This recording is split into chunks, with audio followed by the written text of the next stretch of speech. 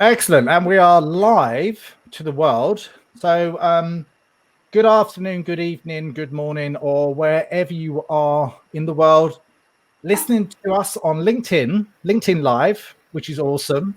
And we're also on Facebook Live. We're also on Twitter. So you can see us in 3 different places, which is absolutely awesome. I have a really special guest today, Joseph McGuire. He's an expert in his field. From ClearSight Communications. Really today is all about what we're doing now. As we know, the world has pivoted into this online video communications. We're all chatting to people on social channels on video, but we're doing business now on video. So really, it's really the reason why I invited Joseph, because he's an expert in his field on micro expressions, all to do with the face and all that. He's going to describe in a little bit more detail than I will.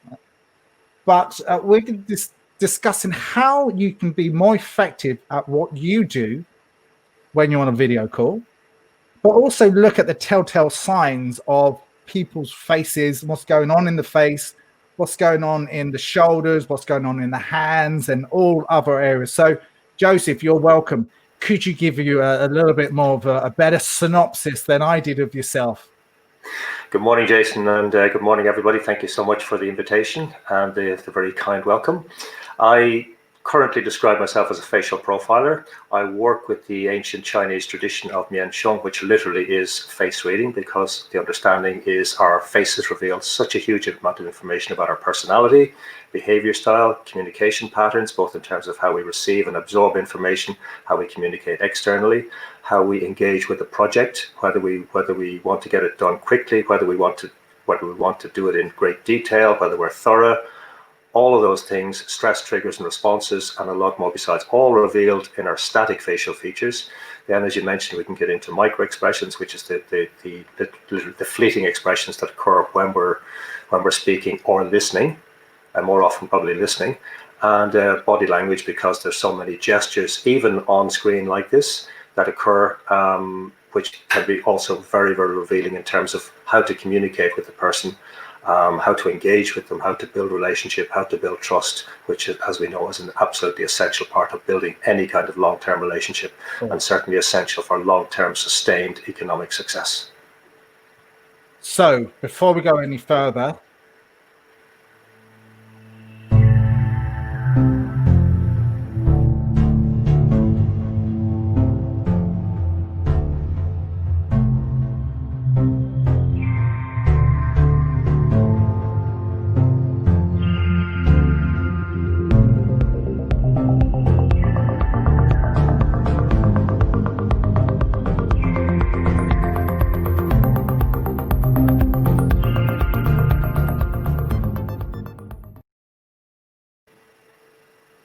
welcome back, and really privileged today to be speaking with Joseph. For myself, I didn't really introduce myself. My name is Jason Cooper. I'm a self-training coach. I've looked at holistic areas of training and coaching and helping people to find what they want by adapting different areas. This area particularly, I'm absolutely fascinated with. I've studied this area in big terms, and the tone, the tonality, the voice. I love everything to do with this area, so I'm really privileged today to have Joseph with us. So let's set the scene, really, because a lot of people are on Zoom, and to name but a few, there's a lot of other products out there. What do you think is the best way to set yourself up for success on these webinar calls, these conference calls, or whatever it might be? Well, that's a nice, easy question to start off, Jason. Yeah, I like to do that. Well, the first thing is to understand why you're there, why you're having a particular meeting, whether it's a group meeting, a network meeting, or a one-to-one, whether it's sales, negotiation, whatever. Why are you there? What's your intention? Mm-hmm. And it's surprising how many people have adapted to being on Zoom and being in the virtual world without thinking it through, because it's almost like, for so many people, the presentation is almost like they're on holiday. Yeah. And it's very it's very casual. Not just, I mean, obviously I'm wearing a casual shirt here now, but I would wear it in a business context. But it's like the whole background is often very casual. They're not just the dress, but what they're doing with their hands. They're drinking tea. They're eating biscuits. You know, it's surprising even in a very serious business meeting context what people are doing. That's very, very casual. It's almost like they're just meeting a friend for coffee. And in some contexts, it can be very helpful because that informality can break down barriers. But in others, it can be so off-putting that people miss the boat completely. So it's context and intention are so important. I say for me, I think it's that number one, smile, and it's we all know that the eyes are giving things away, but when the way I look at it is you smile from inside first, and then you smile outwards. So having that really good smile, and as you say, you dress like I might be in shorts right now, and a lot of people might be in their pajamas, you know, when they're on these calls. But you know, no one's going to know. But as long as you look good, as long as you look clean shaven, as long as you appear like you're ready for business for the day. So I think that's actually really cool. And another thing is your posture. Not that everyone's going to know. I can see from you, your posture is really good. And for me, I arch my back and stretch up because I'm actually looking at that.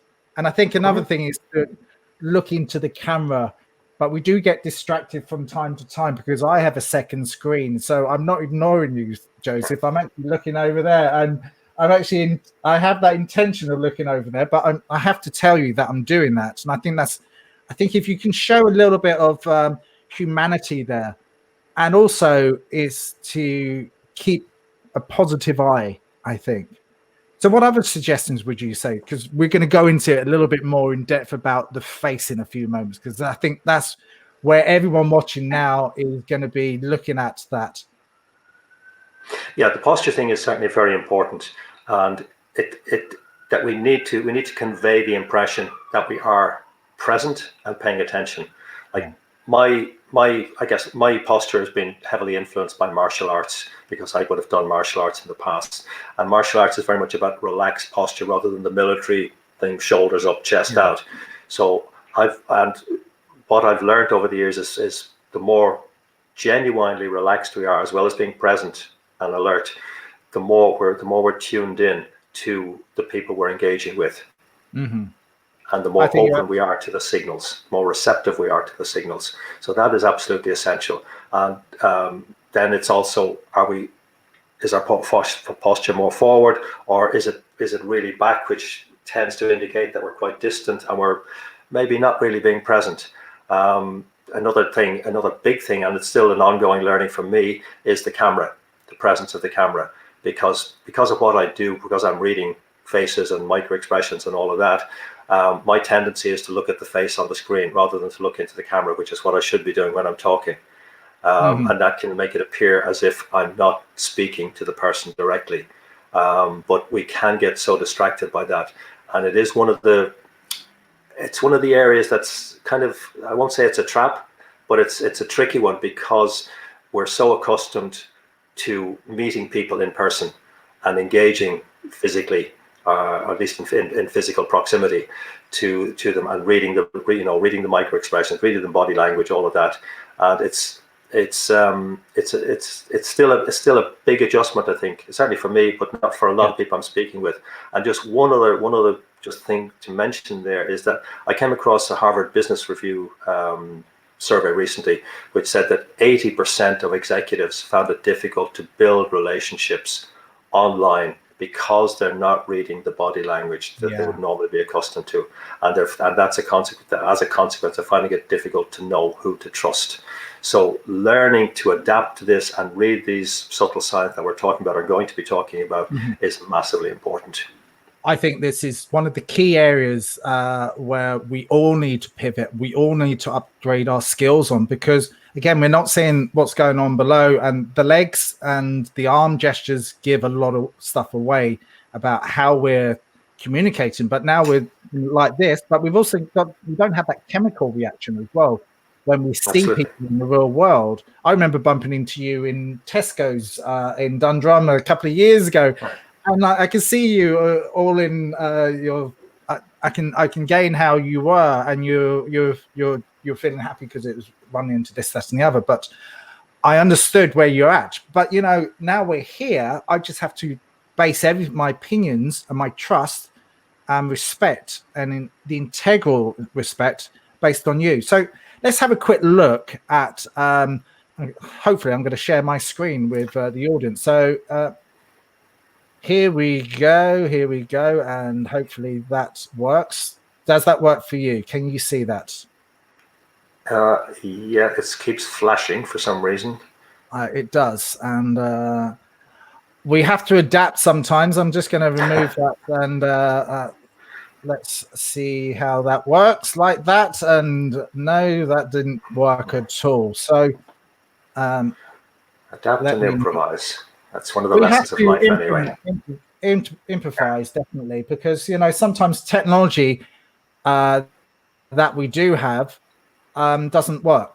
So really it's because we're good at this, but for all of those other people out there that are adapting to the technology and they get stressed, what are the telltale signs of that stress in people's faces? Oh, so many of those. Well, it's not just in the face; it's in the voice. It's in the breathing pattern. It's in the jerky movements. It's in the it's in the panicked look in the eyes. You can sometimes literally see the sweat pouring down people's faces because they get so anxious, and they're looking here and there.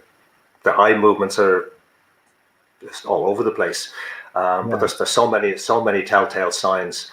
So one of the things I've learned over the years, anyway, even before COVID and before the virtual world, is to learn to breathe.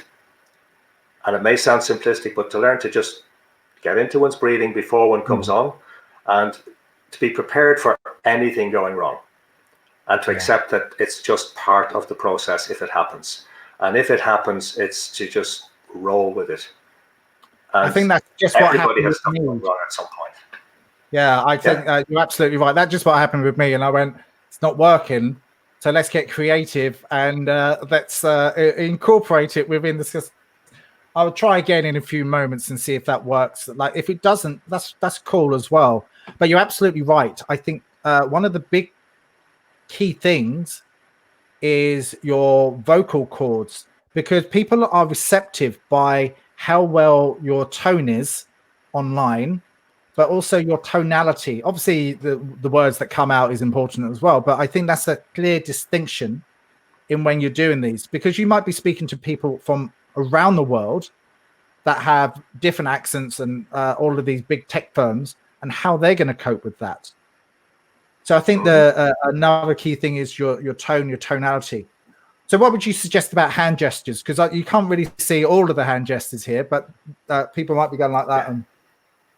Yeah, it's to keep the hand gestures to a minimum. And if you're making hand gestures, allow people to see them. Like some people prefer to have like the whole upper torso visible, in which case the hands are more likely to be visible. But if you're using hand gestures, make sure they are ideally open and visible, and that you're not doing the Donald Trump thing of waving hands around, because that is so distracting.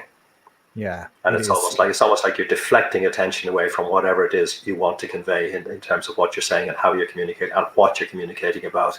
And one other small one, and the reason I'm holding a pen is because the number of times I've been on meetings, whether it's been one-to-one meetings or group meetings, where people have been holding pens and clicking. Oh God, yes. And it's so distracting and it's so annoying, but yet people do it unconsciously. It's one of those pacifier things that people do to relax themselves, but they often do it so unconsciously, and they're completely oblivious to the impact on other people.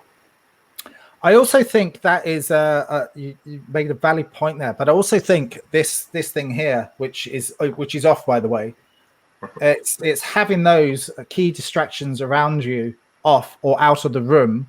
Because we know once that notification comes through, it's also a big distraction. And everything that I've read and heard and also worked out is also the hand gestures have got to be open like that. You've got to be open hand gestures as opposed to like holding your hands like that, which doesn't look very good anyway in the best of terms. But it's to have it like that. So it is, if you can do it, it's open like that. And I say not the big open hand gestures like that. I know we can all be presenting in a room, but make sure that you have the contrast and the context around that. So what do think about sort of if you're wanted to influence and persuade people in an integral, authentic way, what are the telltale signs that people are doing it right? Oh gosh, that's a big one. That's a huge area in itself. That you're taking time to explain. You're taking time to obviously answer the questions properly, answer the questions fully, and that's obviously the verbal stuff. The non-verbal, that's as opposed to the non-verbal. But it's amazing how often people, even in a situation like this, can be quite evasive in that. So if you want answers, make sure you ask the questions. And that's one of the. And I know this kind of is probably going slightly off tangent with track with the question, but it never ceases to surprise me how often even very successful people lack real self-confidence and are not willing to ask the questions they really want to ask or really need answers to. In terms of the non-verbal stuff, there's no sudden movements. There's no sudden like raising of a shoulder, which can tend to indicate something is amiss.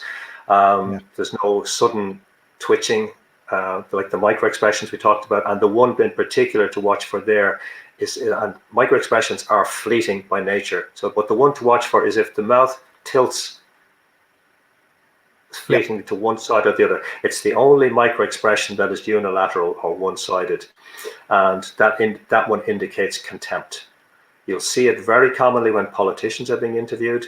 But if you see it in a context like this, be very, very concerned about what's really going on as to whether the person is really being genuine and really wants to engage with you. Another thing I was going to say is also the eyebrows have a big connotation of what's going on, because the eyes are obviously the eyebrows are very close to the eyes themselves, and that there's probably a whole training session in just the eyebrows in itself, of whether it's going up or whether it's going down, or whether you're thinking about something as well, because they will give a lot of stuff away. So what's your take on that, Joseph? Okay, well, I can identify and explain something like 27 different types of eyebrows, static eyebrow, never mind what they actually do when they move. But the particular, there's the obvious one of where somebody's kind of surprised and, where they raise the eyebrows like that. And that tends to indicate they're looking for information, they're looking to process the information. Another one to watch out for is if the eyebrows suddenly come down like that, that tells you the person is no longer listening. Yeah. And it tells you that their non-verbal message to you is "shut up, I want to speak." Yeah. So that's one that people often miss. Yeah. Okay, Joseph, let me speak there. I'm only joking, but I do understand what you mean, because you do see them. But the key thing is, like, I've been looking at this area, and you've been doing this for a long time. But a lot of the time, for a lot of the other people, they miss it. And it's a really good indicator of how the conversation could be going, or how you can redirect the conversation into different directions. And I find that also quite fascinating as well. But we also know about touching their hair, or if you have a beard like yourself, or if you have a big beard, or you go like that, or you go like that, which is also an expression within itself. But the whole face actually goes with the hand gesture in the same sense, because sometimes that is thinking about things, but sometimes that is also a distraction or flirtation. Yeah, it can be. And again, context is everything. And I know you did an interview with Scott Rouse not that long ago. And Scott is one of the body language experts in the world. He's based in the US, and he's well worth catching on his own YouTube channel, etc. But Scott talks about negotiation. and looking for investment. That's been actually very informative, because one of the things he talks about is, if you're looking to seal a negotiation, or if you're looking for investment, what you don't want to see is the person with their arms folded, sitting back and smiling. And we tend automatically to assume that that's a very positive response. But in the context of a negotiation or looking for an investment, that's the worst response you can get. That's where you want the person sitting forward and that kind of question, because it tells you that they really are thinking in detail about, what could I do with this person, or where could this go if I invest. And I think that's a really good thing to pick up, actually, especially all of these startups now, or all these companies now that are pivoting. Either they're looking for investment, or they're looking for something, and they're speaking to the investors online, is to actually look at those as well. If you're negotiating for money, or you're looking for money for your business, or whatever it might be, I think that's fascinating as well. Like we're almost out of time, but I think the eyes are the key to the soul. We touched on that. There's lots of different things we can talk about that, but they're in some terms, if you put your eyes in certain directions, you're creating images, visual images, and if you're pulling the other ones, you're remembering images, or remembering sound, or you're creating something else. But the eyes do a lot more than that. So they are the keys to the soul, as they say. Absolutely. And the eyes to me, when I'm making contact with somebody, when I'm doing an individual session with somebody, the eyes are more revealing to me than anything else. And just a couple of basic things on the eyes, for just a couple of tips for people. If the eyes are naturally narrowed like that, and it's not because of any visual impairment, that person, when they meet you, whether it's online or otherwise, that person is assessing you very, very clinically. They're there primarily for their own interest. And I don't mean that they're being I don't mean that they're necessarily there to screw you, but they're there to check whether you and what you offer are of real value to them. Yeah. Whereas if the eyes are much more big and open, like mine generally tend to be, then you need to connect with them on an emotional, on a personal level for business to happen. You absolutely need to, and you need to take on board how they feel about what you're offering, not just what they think about it. So in terms of communicating with them, ask questions like, how does that feel to you? Not just what you think about it. Because if you talk purely in terms of thinking to a person with the big round open eyes, it's just going over their head. Yeah. It's also to do with the language, because for me, I'm a visual orientated person, so I have to feel it, and that's why my eyes go off in certain directions at times, because I'm visualizing what it's like to be in that situation before I can actually feel it. So you're absolutely spot on there with that. And there's lots and lots of other things that we could probably do in this, and there's a whole course that we could actually present in these sort of areas with the eyes, the body, and everything else, because it's fascinating, but it's also there to help us and guide us, I believe. And it's also there for yourself and myself, is to be the best selves that we can possibly be when we are talking online, workshops online, or whatever it might be. And for other people to see the indications as well, to help them in their lives. But for me, it's got to be done on an authentic level. And probably the same as yourself, Joseph. Yeah, absolutely. And I mean, that's one of the cornerstones for me. I will only work with people where I'm picking up on the fact that they are authentic and that they have real integrity, not just about what they're doing, but what they're selling, or what it is they're offering. That is absolutely essential for me. And I've certainly come across situations where people were being less than upfront, and I'd rather just walk away. And no matter, it's not about the money thing, because the money will come. Yeah. But if you're working with somebody where that integrity is lacking, you're selling yourself short, and you're disowning your own values. And it's that trust thing as well, that initial trust thing that you gain from that person when you first see them, whether it's the online world version of it, or whether hopefully at some stage we get back to seeing people in the real world, and then we can assess that gut feeling again. And we all know that gut feeling is connected by the vagus nerve up to the brain. And I think we've discussed that in other situations before. But today, Absolute delight. We could actually, I'm absolutely fascinated. I could actually do this for about 2 or 3 hours, but today we're not going to do that. But it's an absolute pleasure to have you on, Joseph. And how can people Jason? find out a little bit more about yourself? Well, the easiest way to connect with me is on LinkedIn. I probably, of late, I've been probably less active than I should be on LinkedIn, but it's the best way to connect with me. My website is there below, as you can see, but it is in transition. It is in transition because I'm changing a lot of the wording and offerings and text and all of that on it. So from week to week, you'll probably see a lot of changes there. But there are quite a few old blog articles I put up there which give a lot of tips on what to read, etc., and what different features and size of features and all that mean. But LinkedIn is the best way to connect. Awesome. And I've just launched a new website, jasoncooper.io. I have still IE. I'm up there. It's almost there. It's not quite there. But I think any website is never really quite there. But it's pleasing to the eye anyway at the moment. So a little bit more work and all that. But you can find me online, LinkedIn. Find me on Twitter. You can find me on Instagram and all the other social media. And we'll both be delighted if you can connect with us, ask us any questions. Joseph is an exceptional person, has a really good, clear grasp of what he's been doing for the last 30 years. So highly recommend speaking to him. So again, thank you so much for watching. And this will be reshared again. Have a great day. Thanks, Jason.